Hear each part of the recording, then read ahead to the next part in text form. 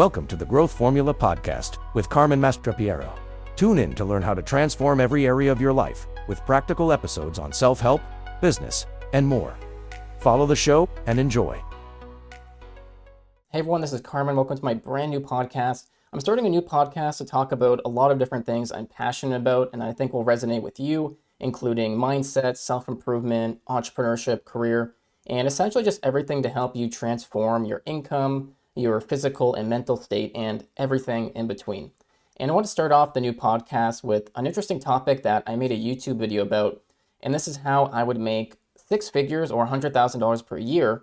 I never have to worry about money again. If I had to start over tomorrow, I've made six figures since my early mid-20s. I'm 30 right now. I've grown multiple six-figure businesses. I hold a six-figure job in marketing, and I run my education business and brand on the side.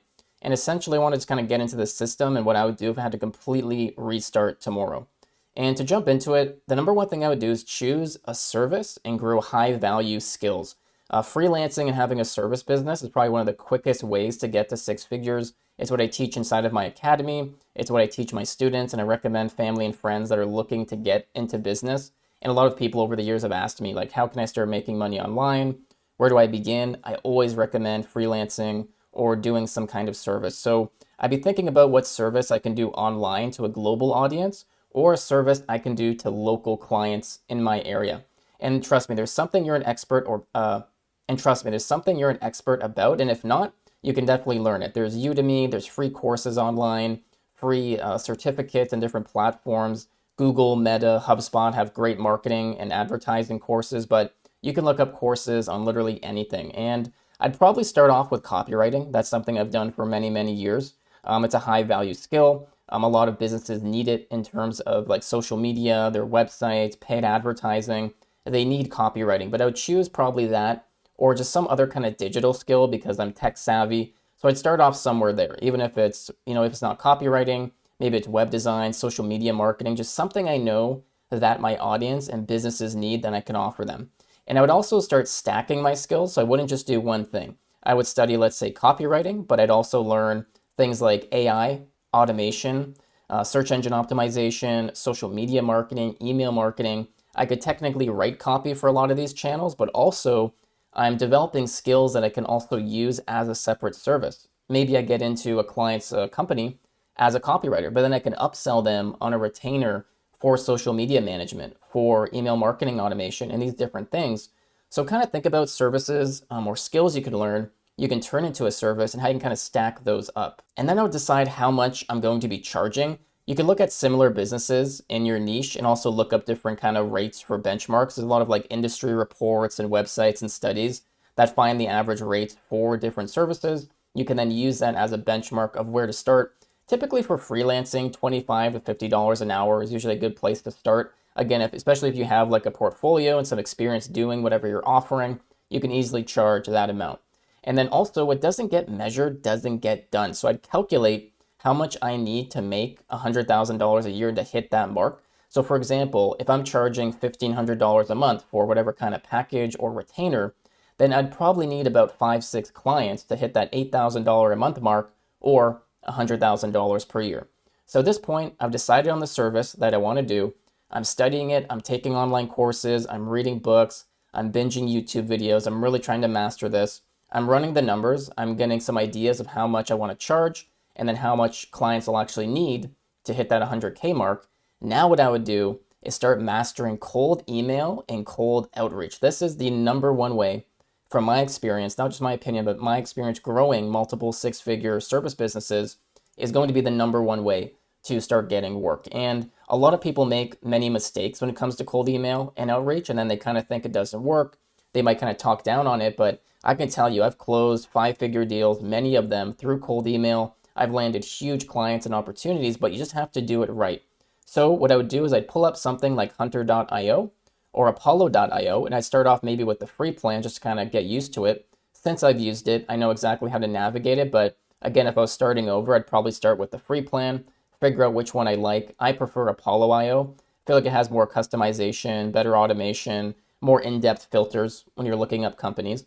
And what I would do is I would look up certain industries or companies I wanted to work with, If I'm being a generalist, I might kind of just target a bunch, but maybe I specifically wanted to work with like B2B software companies. Maybe I wanted to work with dental practices, law firms. So I'd pull up those industries and I'd look for the decision maker in that company for what I'm doing. So if I'm a copywriter, if I'm a marketer, I'm going to look up maybe the content marketing manager, the marketing director, a senior marketing manager, somebody that's in charge of managing people and manages a budget and does hiring or is involved in the hiring process, because we can go straight to them, pitch our service, and it might be something that they need. But most importantly, they're the gatekeeper. This is where a lot of people go wrong with cold email, is they reach out just on a contact form, on a website. Maybe they email customer support or something like that, but that won't really go anywhere, right? You want to reach out to the people that are actually in charge of hiring. And so I would write a nice personalized email. Maybe I would make a compliment or an observation about their business and their marketing. Maybe I'd pull up their website on SEMrush or like an SEO marketing tool and give them some data or some pointers about maybe where they can improve, just to show that I've done some research and some preliminary and not just spamming them and sending the same email to everybody. And then what I would do is I'd follow up. So success is in the follow up when it comes to sales and cold outreach. And inside Apollo or Hunter, you can automate the follow up. So I'd use AI to write the scripts, and I'd follow up every couple of days, 3, 4, 5 times until I get an answer. And then essentially I would just start kind of scaling that up. And again, knowing the numbers. So let's say it takes 100 cold emails for me to get a client. So you send out 100, maybe get a few responses. Some people are interested, but one actually books into a meeting, and then you can close them. Well, that means that we could probably send about 10 really targeted pitches per day. It's not always about volume. It's about being targeted and precise. Well, then it would take about 3 to 4 months for me to hit that 100K mark, or to have that kind of run rate and be making the 8K a month to make 100K. So I would know if I do 10 targeted pitches per day, in 3 to 4 months, I should be around that 8K mark. And if not, I can kind of reassess and see where I need to improve.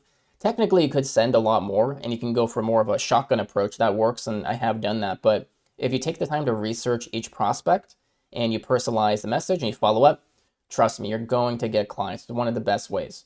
So at this point, essentially, I've chosen a service, I'm studying it, I know my numbers, I'm doing outreach. Now what I need to do is I would start making SOPs, standard operating procedures, and I'd also make an onboarding process. So I would make a document with questions I need to ask my clients about what their budgets are, their strategy, if they've worked with another marketer or writer before, what their pain points and challenges are, and like how we can work together. I'd have a process for onboarding them. So maybe we're going to work in like an Asana board, a Trello board. Maybe they'll bring me into like their company Slack. We'll find a way where we can communicate and work on a regular basis. I'd have an invoicing software ready, like maybe Stripe or PayPal, so I can invoice them. I'd find a contract online that I can use and then adjust it for each project. Eventually, it's always good to hire a lawyer just for a few $100 and have them draft one for you that you can use for every new client and project. But having a free one at first is no big deal, but you need that at minimum in place to protect both parties. And then just have kind of a consistent communication and flow. Maybe bi-weekly or every week we have a Zoom meeting to actually go over progress, but in between maybe we text, email, Slack for little questions and updates. Now, while I'm doing all of this, a very, very important thing that a lot of freelancers don't do, I teach it in the academy with my students, is you need to build a personal brand. My personal brand has made me hundreds of thousands of dollars over the years. It has brought me so many public speaking opportunities, business opportunities, investment opportunities, clients, you name it. And just some of the best opportunities I've ever had in business have come through my website, my YouTube channel, because I've built it out for so many years and I have so much content out there, attracting people, bringing people to me, showing my expertise and my thought leadership, and offering value. So what I would do if I were you and I was just starting over, I'd create a website on maybe WordPress, Wix, Weebly. There's Card, there's Squarespace. There's so many websites nowadays where you can quickly get your own site up. You can use AI and templates to design it, make it really nice. You don't need to know how to code. And I would create service pages for everything I do. I would create a homepage, a blog, an about page, a contact form and contact page where they can reach out to me, and just kind of have everything about my business on a website. So if a lead comes to my site, they can learn about what I do, the value I offer, how I can solve their challenges. They can reach out to me, schedule a meeting. Maybe I would embed Calendly or a software like that so they can book a consultation right in there. And then I would start publishing content on a regular basis. And that's going to be targeting my ideal client. So going back to kind of your ideal audience, if I was working maybe strictly with law firms, let's say, well, I'd be putting out YouTube videos, blog posts, social content, all about law firm marketing. How do you do law firm marketing? How much do law firm marketing agencies cost? How to do law firm email marketing, SEO, social, and so on.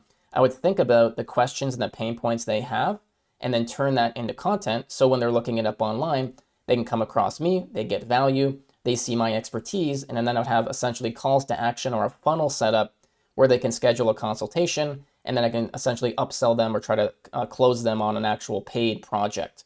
And I'd also use tools like SEMrush, Google Keyword Planner, Answer the Public is another really good one. And you can use those to find common questions and topics and keywords in your niche and then turn those into content. But if I were to start over tomorrow and I wanted to make 6 figures, that's essentially exactly what I do. I'd go all in on doing some kind of high value service. I'd build up my personal brand. I'd be scaling up cold outreach and cold emailing.